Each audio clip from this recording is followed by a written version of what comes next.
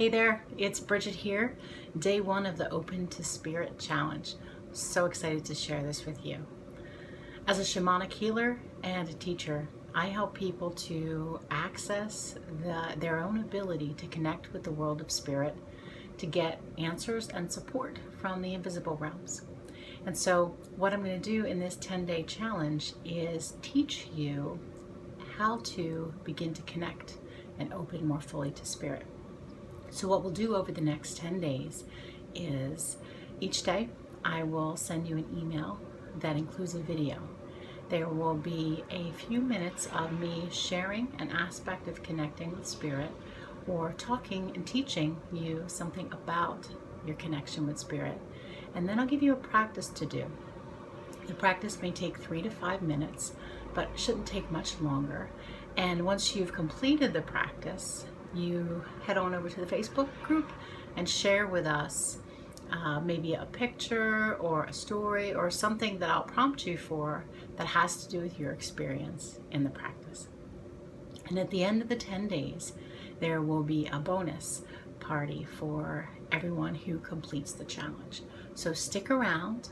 And don't worry if you miss a day, you can always catch up. I will always send you the link to all of the videos. But stay with us, stay engaged, come to the Facebook group to share, but also to receive support and to find out what other people are doing and experiencing in their relationship to spirit. One thing that I've noticed in the last, I guess I've been teaching for about 20 years, and one thing I've noticed in the last 5 years is that your access to spirit has shifted in a way that you receive information. We all receive information a lot faster than we used to. So I'm really looking forward to seeing you take some of these practices and run with them so that you are more connected and have a solid way to access the information that you would like from the spirit help that's available. Okay, so that's what the challenge will look like. So for today, I want to talk a little bit about our energy and our energy in relation to our connection with spirit. Everything is connected, as we know. And when we take care of our body and our mind, we're more apt to be in better relationships, make better choices, and we're more apt to heal faster. And that applies particularly in the relationship department with your relationship to spirit. When you are in a place of grounded and centeredness, you're going to be able to receive information from spirit a lot faster and a lot easier. And more importantly, you'll be able to translate the information that you're getting so you know what to do with it. I often hear people don't really know how to access the information that's available. And I also hear that sometimes information comes through, but people don't know what to do with it. What I do with my students is I teach them how to access the information and then how to understand what to do with the information.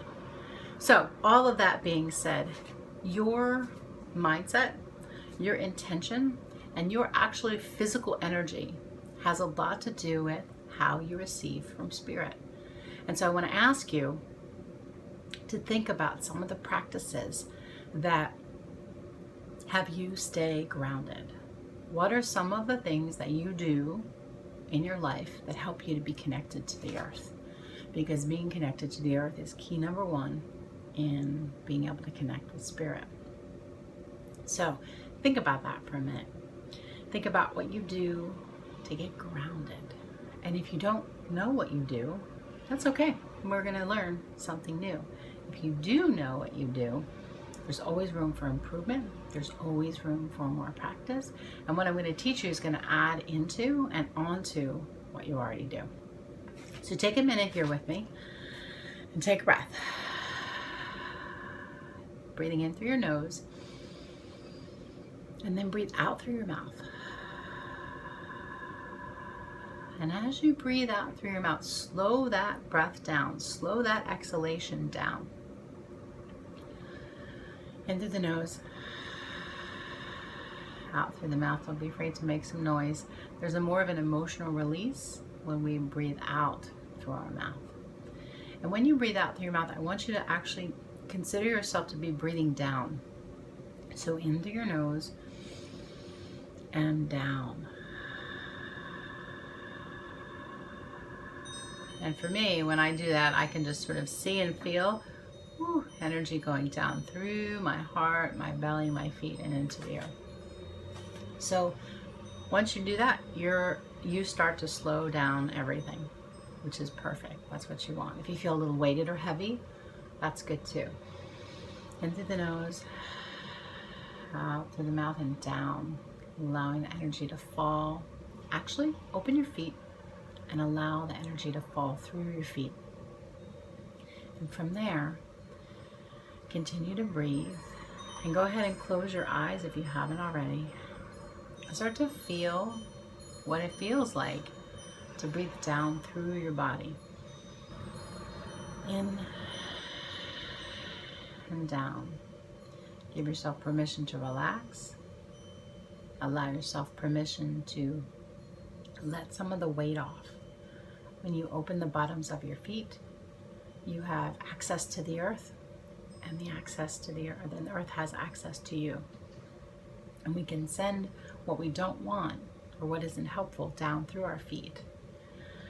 Take a breath and do that. And next, I would love for you to imagine that you have a root system that extends down from your belly, through your legs, down through your feet. Allow those roots to go down as far and as deep and as wide as you're able. Those roots go down, down further, connecting you into the earth. And if you'd like to, you can wrap your roots around the tree roots that are already so deeply embedded and enmeshed in the earth. That allows a foundation to be built and a foundation for you to rely on. So breathing, putting the roots in, and coming up into your center, into your belly. Taking a few breaths there.